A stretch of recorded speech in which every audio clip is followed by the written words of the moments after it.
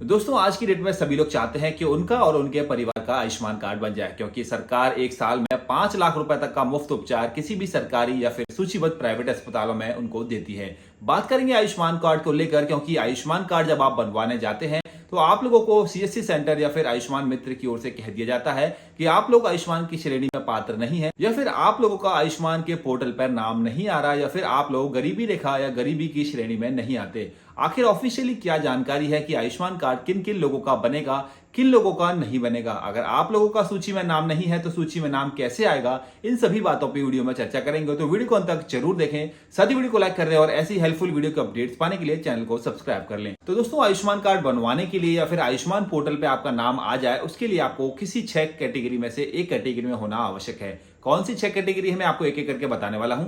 सबसे पहले, यदि आप लोगों के पूरे परिवार यानी कि आप लोगों के परिवार में कोई विकलांग है तो आप लोगों का आयुष्मान पोर्टल पे अपने आप उसकी वजह से नाम आ जाएगा। दूसरा, अगर आप लोगों के पास एससी एसटी का जाति प्रमाण पत्र है तो भी आप लोगों का नाम आयुष्मान कार्ड के पोर्टल पे आ जाएगा। तीसरा, अगर आप लोग असंगठित जो कामगार मजदूर होते हैं अगर उनकी श्रेणी में है, अगर आप लोगों का लेबर भी कार्ड बना हुआ है तो भी आप लोगों का आयुष्मान कार्ड के पोर्टल पर नाम आ जाएगा।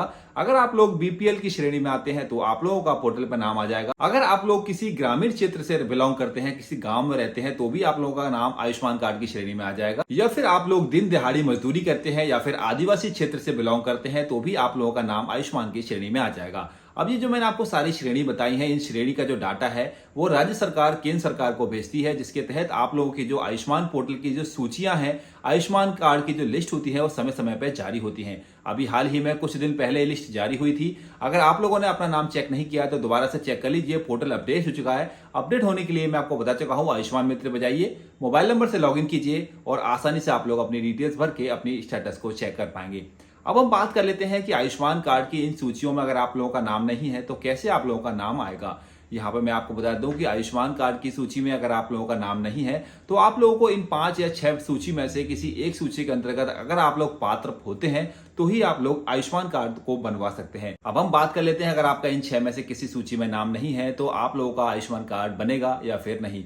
तो यहाँ पे बता दो दोस्तों, अगर आप लोगों का इन 6 में से किसी भी सूची में नाम नहीं है तो आप लोगों का आयुष्मान कार्ड नहीं बनेगा, क्योंकि आयुष्मान कार्ड सरकार की ओर से केवल उन गरीब लोगों को, उन गरीब भाई बहनों के लिए बनवाए गए हैं जो कि पैसों की दुविधा या पैसों की वजह से अपना इलाज नहीं करा पाते, इसलिए सरकार की ओर से उनको मुफ्त इलाज की सुविधा दी गई है। हालांकि कुछ फोर्स की ओर से भी, जैसे सीआरपीएफ की ओर से भी आयुष्मान कार्ड की सुविधा दी जाती है, तो ये अलग बात हो गई। लेकिन जो अगर बात करें आम आदमी के लिए, तो इन 5 या 6 सूची मैंने आपको बताई है।